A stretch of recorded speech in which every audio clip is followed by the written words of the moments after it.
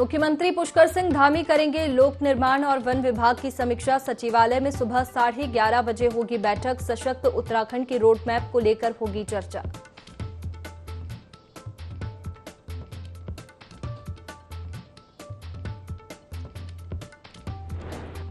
सावन का पहला सोमवार आज मंदिरों में उमड़ी भोले के भक्त की भीड़। हर हर महादेव के जयकारों से गूंजे शिवालय।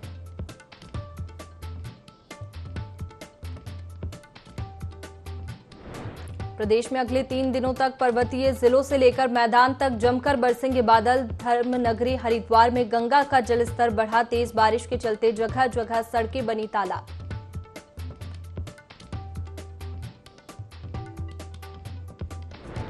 विकासनगर नाले में फंसी 50 यात्रियों की जान। हिमाचल रोडवेज की बस बरसाती नाले में बही। शीशा तोड़कर यात्रियों ने बचाई अपनी जान।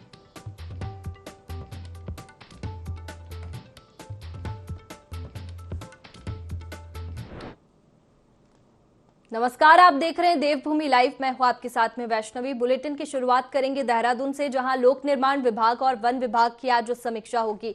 सचिवालय में मुख्यमंत्री पुष्कर सिंह धामी की अध्यक्षता में बैठक होगी। विभागों द्वारा तैयार अल्प, मध्य और दीर्घकालिक रोडमैप की समीक्षा की जाएगी। सशक्त उत्तराखंड 25 को लेकर लक्ष्यों को हासिल करने पर भी मंथन होगा। बैठक में कैबिनेट मंत्री सतपाल महाराज और सुबोध उनियाल भी मौजूद रहेंगे।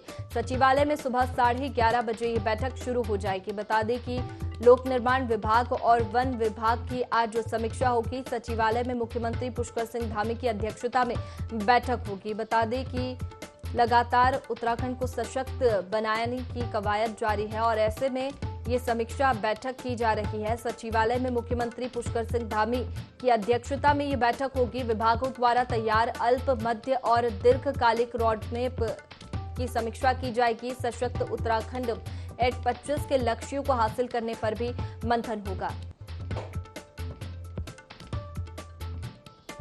चलिए जानकारी लेंगे। संवाददाता विनय हमारे साथ फोन लाइन पर जुड़ गए हैं। विनय, उत्तराखंड को सशक्त बनाने का प्रयास लगातार जारी है और ऐसे में ये समीक्षा बैठक, क्या कुछ रणनीति तैयार होगी इसको लेकर? जी बिल्कुल वैष्णवी, देखिए आपको बता दें कि इस समय जो यहाँ पर समीक्षाओं की बात करें तो लगातार जो है उत्तराखंड सरकार की जो समीक्षा बैठक है वो विभागों द्वारा यहाँ पर की जा रही है। आज की अगर बात की जाए तो आज लोक निर्माण विभाग और वन विभाग की समीक्षा बैठक जो है वो आज होनी है और ये 11:30 बजे से शुरू हो जाएगी, जिसमें विभागों द्वारा जो तैयार अल्प, मध्य और दीर्घकालिक रोड मैप है उसकी समीक्षा इसमें की जाएगी। साथ ही साथ आपको बता दें कि जिस तरह से 2025 की अगर बात करें तो उसमें किस तरीके से जो है लक्ष्य को हासिल करना है, क्या कुछ मजबूती जो है विभागों को देनी है, उन सबको लेकर जो है यहाँ पर चर्चा की जानी है, जिसमें कैबिनेट मंत्री सतपाल महाराज और सुबोध उनियाल भी मौजूद रहेंगे। जी बिल्कुल, उत्तराखंड को सशक्त बनाने का जो प्रयास है वो लगातार जारी है। ऐसे में अभी तक क्या बदलाव सशक्त बनाने के लिए किए गए हैं? जी बिल्कुल, देखिए आपको बता दें कि अभी तक की अगर बात की जाए तो यहाँ पर जो मंथन यहाँ पर लगातार समीक्षाओं के दौरान किया जा रहा है, इसमें विभागों को किस तरीके से जो है मजबूत किया जाए, किस तरीके से जो है यहाँ पर विकास कार्य उत्तराखंड में किए गए हैं, इन सब चीजों को लेकर के जो है इस पर मंथन किया जाना है और ये जो बैठक है आज 11:30 बजे से यहाँ पर शुरू हो जाएगी। जी चलिए, शुक्रिया विनय जानकारी के लिए।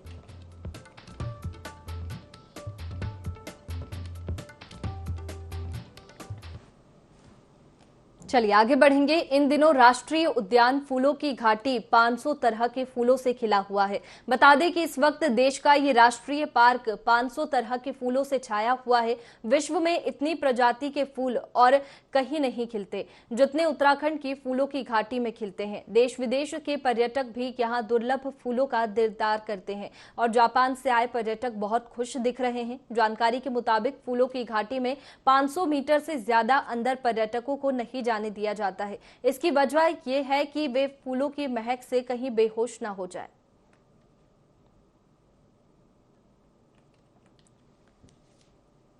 तो देखिए, राष्ट्रीय उद्यान फूलों की घाटी 500 तरह के फूलों से फिलहाल खिला हुआ है। बता दें कि इस वक्त देश का ये राष्ट्रीय पार्क 500 तरह के फूलों से छाया हुआ है। विश्व में इतनी प्रजाति के फूल और कहीं नहीं खिलते जितने उत्तराखंड की फूलों की घाटी में खिलते हैं। देश विदेश के पर्यटक भी यहाँ दुर्लभ फूलों का दीदार कर रहे हैं। जापान से आए पर्यटक बहुत खुश दिखाई दे रहे हैं और जानकारी के मुताबिक फूलों की घाटी में 500 मीटर से ज्यादा अंदर पर्यटकों को नहीं जाने दिया जाता है और इसकी वजह यही है कि वो कहीं फूलों की महक से बेहोश ना हो जाए।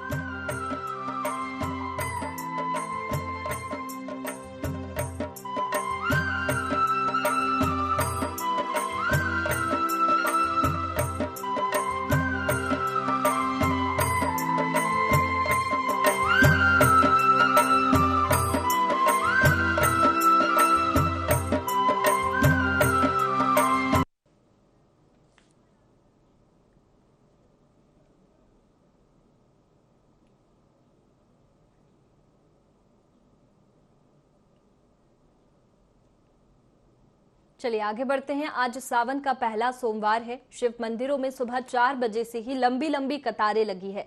हरिद्वार के कनखल स्थित दक्ष प्रजापति मंदिर में भी शिव भक्तों का तांता लगा हुआ है। वहीं दक्ष प्रजापति मंदिर में IND 24 के संवाददाता धर्मराज ने श्रद्धालुओं से बातचीत की। हरिद्वार के दक्ष प्रजापति मंदिर में आप हमारे पीछे देख सकते हैं श्रद्धालुओं का यहाँ तांता लगा हुआ है और इन श्रद्धालुओं की अगर हम बात करें कहीं ना कहीं दूर दूर से यहाँ पे श्रद्धालु पहुँचते हैं और इनसे कोशिश करते हैं बात करने की, इनसे भी कोशिश करते हैं बात करने की। आज कहाँ से आए बोले? मेरठ से आप यहाँ हरिद्वार पहुँचे हैं, कैसा लग रहा है? और आज भगवान शिव का पहला सोमवार है और इसे लेकर आप मनोकामना लेकर जो आए हैं तो क्या कहेंगे? बहुत उत्साहित है, बहुत उत्साहित। हाँ चलिए, ऐसे हम लगातार और श्रद्धालुओं से भी बात करने की कोशिश करते हैं। जी कहाँ से आए बोले?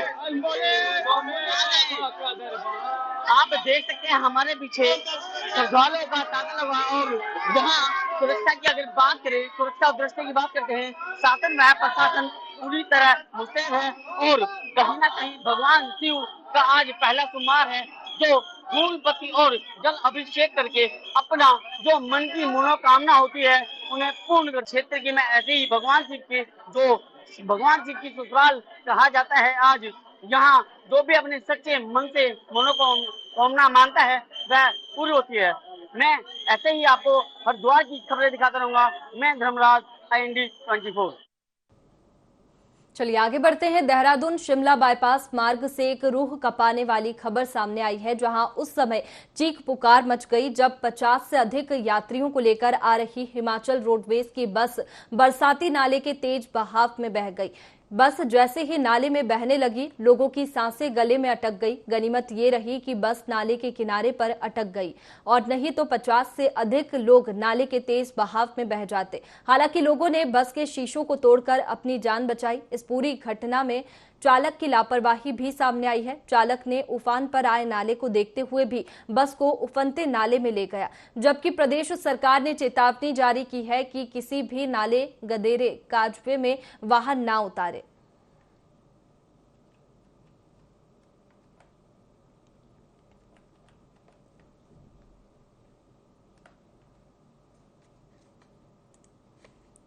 तो देखिए तस्वीरें हैं जहां उस समय चीख पुकार मची जब 50 से अधिक यात्रियों को लेकर आ रही हिमाचल रोडवेज की बस बरसाती नाले के तेज बहाव में बह गई। बस जैसे ही नाले में बहने लगी, लोगों की सांसें गले में अटक गई और गनीमत ये रही कि बस नाले के किनारे पर अटक गई।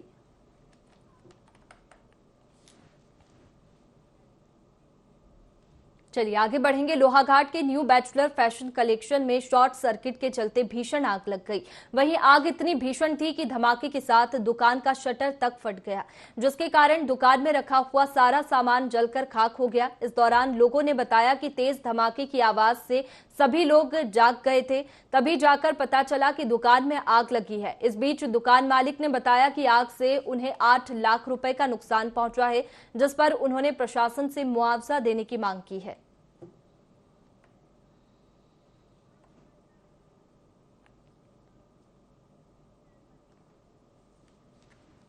बागेश्वर से चंपावत जा रही कार लोहाघाट पुल के पास अनियंत्रित होकर 20 मीटर नीचे लोहावती नदी में जा गिरी। इस दौरान कार नदी के किनारे अटक गई, नहीं तो बड़ा हादसा हो सकता था। सूचना मिलने पर लोहाघाट पुलिस एसओ मनीष खत्री और एसआई हरीश प्रसाद के नेतृत्व में तुरंत घटनास्थल पर पहुंची और घायलों को कड़ी मशक्कत के बाद बाहर निकाला। बता दें कि हादसे में कार सवार 5 लोग घायल हो गए हैं, जिनमें से 2 की हालत गंभीर बताई जा रही है। घायलों ने बताया कि वह बागेश्वर से चंपावत एक शादी में शामिल होने जा रहे थे। टोटल 5 पेशेंट आए थे, इनमें से 3 तो स्टेबल हैं, बाकी 2 के थोड़ा इंजरी ज्यादा है। जैसे एक के लेफ्ट एल्बो में पूरा फ्रैक्चर लग रहा है हमें, और डिस्लोकेशन फ्रैक्चर है, और फिंगर से बहुत ज्यादा खून बह गया है उसका, काफी ज्यादा क्रश इंजरीज हैं। तो एक उसको, और एक पर्सन है जिसके लेफ्ट लेग जो बाया पैर है वो उठा नहीं पा रहा ऊपर को प्रॉपर्ली, और टच करने में बहुत ज्यादा पेन उतार रहे हैं। तो इन 2 को हमने रेफर किया है, बाकी 3 तो स्टेबल है। इनको बेसिक टिटनेस और डाइक्लो लगा के ठीक है। बाकी लोग हमें सूचना मिली कि एक कार जो है वो दुर्घटनाग्रस्त हो गई है। काफ़ी ज़्यादा मात्रा में आज बारिश हो रही थी, और जैसे हम लोग पहुँचे तो देखा कि एक कार जो है वो ठीक ऋषि समुद्र के पास में लगभग 10-15 मीटर सड़क से नीचे गई हुई थी और फंसी हुई थी। हम लोग तत्काल जो है रेस्क्यू करते हुए अपना फायर को बुलाया, और हम लोगों ने जो है रस्सों के सहारे जो है, इसमें 5 लोग बैठे थे, 5 लोग सवार थे चालक से, और 5 को हमारे द्वारा जो है मेन रोड तक निकाला गया है। उसके बाद 108 वाहन के माध्यम से हमने हॉस्पिटल भेजा है। इन 5 में से 2 लोगों को थोड़ा सा, एक के हाथ में फ्रैक्चर है और एक के पाँव में फ्रैक्चर है, बाकी 3 लोग ठीक हैं, और 2 लोगों को इसमें रेफर किया जा रहा है। सांसद निधि से बनाए गए अंडरपास से क्षेत्रवासियों को बहुत लाभ मिला है। कई गांवों को जोड़ने वाले इस मार्ग पर अंडरपास बनने से घंटों रेलवे फाटक पर खड़े होने से ग्रामीणों को छुटकारा मिला था, लेकिन अब बारिश के कारण अंडरपास की सड़क तालाब में तब्दील हो गई है और पानी भर जाने से ग्रामीणों को परेशानी का सामना करना पड़ रहा है। तस्वीरों में साफ तौर पर देखा जा सकता है कि अंडरपास के मार्ग पर पानी भरने से राहगीरों को खासी परेशानियों का सामना करना पड़ रहा है। वहीं इस मामले में सांसद हरिद्वार रमेश पोखरियाल निशंक ने कहा कि उनके संज्ञान में भी आया है। रेलवे स्टेशन के पास अंडरपास में पानी भर गया है, जिसका जल्द ही समाधान कराया जाएगा। मुझे लगता है कि जहाँ तक आपने रेलवे का कहा, देश की आज़ादी के बाद सर्वाधिक काम हुआ है इस समय रेलवे के क्षेत्र में। अंडर पास बने हैं, ओवर ब्रिज बने हैं, बहुत सारे काम यहाँ रेलवे की नई सैकड़ों करोड़ की नई रेलवे लाइनें बिछ रही है, विद्युतीकरण उनका हो रहा है। जिस अंडरपास की आप बात कर रहे हैं वहाँ पानी भर गया है, ये समस्या आ रही है, लेकिन इसका समाधान होगा। लोगों को तो, आपको तो मालूम है कि 40-40 हज़ार लोग प्रभावित होते थे, और वो पास हमने अंडरपास बनवाया। लोग इन 2-4 दिनों में, बारिश के दिनों में थोड़ा सा कठिनाई जरूर होगी, लेकिन उसका भी हम समाधान। चलिए आगे बढ़ते हैं। विकासनगर के पहाड़ी इलाकों में पिछले कई दिनों से ही मूसलाधार बारिश के बाद पहाड़ों से बहकर निकलने वाली यमुना नदी और शक्ति नहर उफान पर है। साथ ही इलाके के नाले और गदेरे भी उफान पर है। बता दें कि यमुना नदी का जलस्तर चरम पर है। डाक पत्थर में बने बैराज के गेट भी खोल दिए गए हैं। डाक पत्थर बैराज नियंत्रण कक्ष यमुना नदी के बढ़ते जलस्तर की जानकारी मुख्यालय तक भेज रहा है, जिससे किसी भी तरह के होने वाले नुकसान से बचा जा सकता है। अगर पहाड़ों में ऐसे ही मूसलाधार बारिश होती रही तो यमुना नदी का जल स्तर खतरे के निशान से ऊपर चला जाएगा, जिससे दिल्ली, हरियाणा और उत्तर प्रदेश में बाढ़ के हालात पैदा हो सकते हैं। साथ ही जान माल के नुकसान की आशंका से भी इनकार नहीं किया जा सकता।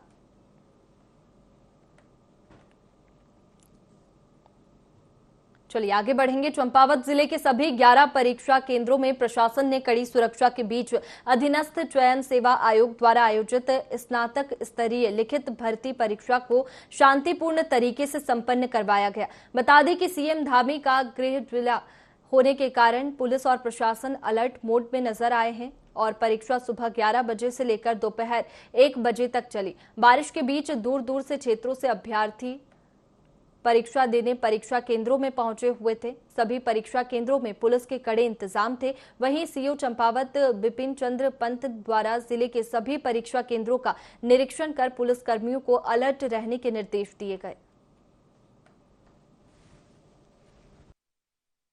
में हो रही है 11 सेंटर है। इसी परिप्रेक्ष्य में पुलिस के कड़े प्रबंध किए गए हैं। हर सेंटर पर 5 पुलिस कर्मचारी ड्यूटी लगाई गई है। सेक्टर पुलिस अधिकारी सब भ्रमण में है। किसी प्रकार की कोई भी परेशानी और नकल इस तरह का ना हो, इस पर पूरा ध्यान दिया जा रहा है। इसी प्रकार का भी व्यवधान उत्पन्न हो, इसमें सख्ताई की जाए। और अब खबर देहरादून से है, जहां परीक्षा केंद्रों पर आयोजित स्नातक स्तरीय लिखित परीक्षा को सकुशल संपन्न कराया गया। बता दें कि भारी बारिश के बीच एसएसपी दिलीप सिंह कुंवर ने परीक्षा केंद्रों का निरीक्षण कर सुरक्षा व्यवस्था का जायजा लिया। निरीक्षण के दौरान परीक्षा ड्यूटी में नियुक्त अधिकारियों से परीक्षा के संबंध में जानकारी ली। साथ ही सुरक्षा में नियुक्त पुलिस अधिकारियों कर्मचारियों को सुरक्षा के संबंध में आवश्यक निर्देश दिए।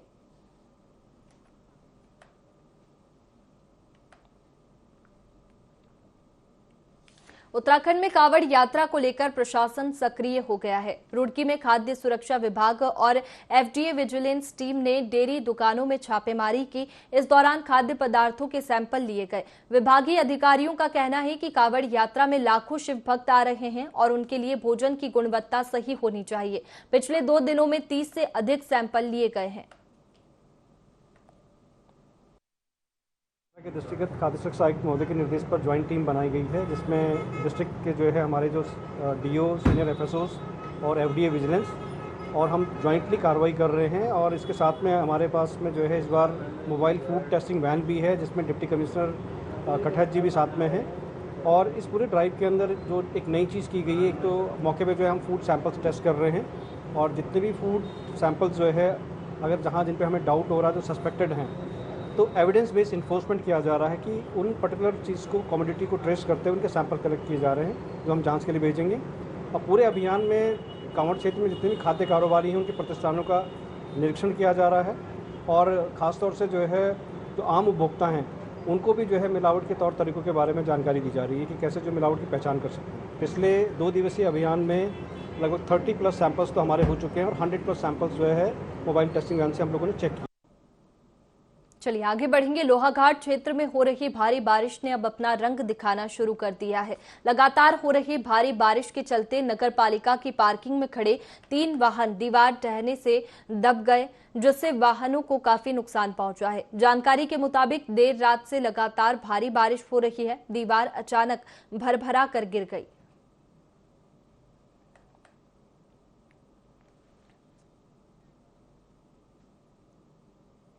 बरसते पानी का कहर सिर्फ पहाड़ों पर ही नहीं, मैदानी क्षेत्रों में भी कहर बनकर टूटता है। पहाड़ी क्षेत्रों में हो रही तेज बारिश से मैदानी क्षेत्रों की नदियां, नहर उफान पर आ रही है, जिससे आपदा का खतरा बना हुआ है। और इसी खतरे को गंभीरता से लेते हुए काशीपुर प्रशासन ने अपनी तैयारियां कर ली है। बता दें कि काशीपुर में लगातार बारिश हो रही है, इससे शहर बस्ती की सड़कों पर पानी भर गया है। जगह जगह जल भराव होने से यातायात भी प्रभावित हो रहा है। से लगातार बारिश चल रही है और जगह जगह हमारी टीमें लगी हुई हैं। बरसात होने से पहले भी नालों की सफाई कराई गई थी, लेकिन रात में जो भारी वर्षा हुई है इससे कुछ नाले चौक हो गए हैं, क्योंकि उसमें कुछ मलबा, कुछ कचरा बह के आया है। तो इसको जगह जगह पे हमारी टीमें लगी हुई हैं। इसमें नगर निगम और राजस्व की टीमें लगी हैं। जहाँ भी ऐसी समस्या आ रही है हमने जेसीबी भी डिप्लॉय कर रखा है और जहाँ भी पानी की निकासी नहीं हो पा रही वहाँ निकासी कराई जा रही है और लोगों को सुरक्षित स्थानों पे पहुँचाया जा रहा है। हमारे यहाँ काशीपुर में नदियाँ आती हैं, ये सारी ऊपर के क्षेत्रों से आती हैं और ऊपर बैराज बने हुए हैं। तो सबसे पहले हमारी जो टीम है यहाँ की, वो लगातार ऊपर की जो टीमें हैं बैराज की, उनसे संपर्क में रहते हैं कि वहाँ से कितना पानी नदी में डिस्चार्ज हो रहा है। तो इससे हमें ये अनुमान हो जाता है कि अभी हमारे नदी में कितना पानी है और अगले 2 घंटे में कितना पानी होगा। और इसी हिसाब से हम लोगों को जो सुरक्षित स्थान है वहाँ ले जाते हैं। हरिद्वार के ओम घाट स्थित डाम कोठी में पुलिस ने गायक हंसराज रघुवंशी की भजन संध्या का आयोजन किया, जिसमें सीएम पुष्कर सिंह धामी भी शामिल हुए। साथ ही कार्यक्रम में योग गुरु स्वामी रामदेव ने भी शिरकत की। इस मौके पर सीएम धामी ने कहा कि सभी शिव भक्तों की सेवा ही शिव की सेवा है। धामी ने पीएम मोदी की तारीफ करते हुए कहा कि पीएम मोदी के नेतृत्व में उत्तराखंड में चौमुखी विकास हो रहा है और इसके साथ ही हरिद्वार से दिल्ली या फिर देहरादून के बीच बड़े बड़े हाईवे का निर्माण कार्य हुआ, जिससे कांवड़ मेले के दौरान घंटों जाम से राहत मिली है। तो हरिद्वार के ओमघाट स्थित डाम कोठी में पुलिस ने गायक हंसराज रघुवंशी की भजन संध्या का आयोजन किया, जिसमें सीएम पुष्कर सिंह धामी भी शामिल हुए। साथ ही कार्यक्रम में योग गुरु स्वामी रामदेव ने भी शिरकत की और इस मौके पर सीएम धामी ने कहा कि सभी शिव भक्तों की सेवा ही शिव की सेवा है।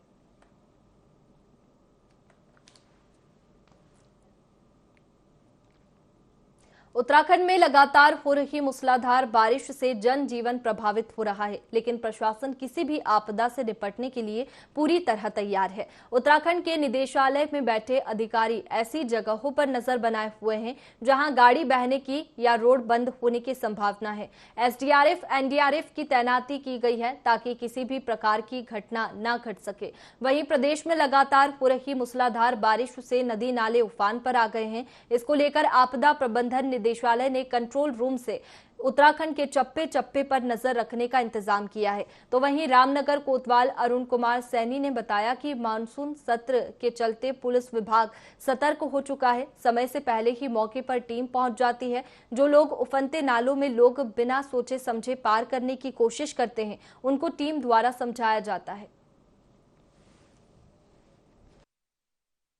डिस्ट्रिक्ट से लगातार हम लोग यहाँ से अपडेट लेते रह रहे हैं। सुबह शाम हमारे यहाँ से रिपोर्ट भी जारी होती है, जो भी आईएमडी का जो भी रिपोर्ट होता है उसको हम शेयर करते हैं। उसके अलावा जो हमारे पास आज की जो हमारे पास रिपोर्ट आई है उसमें धारचूला में एक जगह ज़्यादा पानी आने की वजह से एक ट्राली जो आवागमन के लिए ट्राली होती है उसके क्षतिग्रस्त होने की हमारे पास सूचना है। तो हमारा एक दल उसके निरीक्षण के लिए वहाँ पर निकल चुका है। उसके अलावा जो हमारे पास आज की रिपोर्ट है उसके अनुसार 2 बॉर्डर रोड हमारे क्षतिग्रस्त हैं, मतलब आवागमन के लिए बाधित हैं। 3 स्टेट हाईवेज हमारे आवागमन के लिए बाधित हैं और 1 से 11 विलेज रोड आवागमन के बाधित हैं। उसके अलावा और जगहों पर स्थिति सामान्य है। कहीं ऊपर से अगर जैसा आप बता रहे हैं ऊपर से कोई पानी का बहाव अगर कोई नीचे आया होगा तो अभी उसके बारे में हमारे पास अभी कोई क्षति की और अभी हमारे पास कोई सूचना नहीं आई है। लगातार अपने साइट्स पे वो तैनात रहते हैं। जैसे भी कोई दुर्घटना की कोई सूचना होती है तो उनका मूवमेंट होता है। बरसाती सीजन चल रहा है और लगातार 2 दिन से बारिश हो रही है और इसमें मौसम विभाग की तरफ से अलर्ट जारी किया गया है। मेरे लोगों से अनुरोध है कि जो नदी नाले रपटे हैं उनके पास ना जाएं और पानी का जलस्तर देखकर ही क्रॉस करें। हमारे द्वारा इसमें साइन बोर्ड भी लगाए जा रहे हैं, कुछ जगह लगा दिए हैं और हमारे द्वारा वहाँ वार्निंग के लिए हमारे द्वारा जो सिस्टम लागू किया गया है। फिलहाल देवभूमि लाइव में इतना ही। आप बने रहिए IND 24 पर। नमस्कार।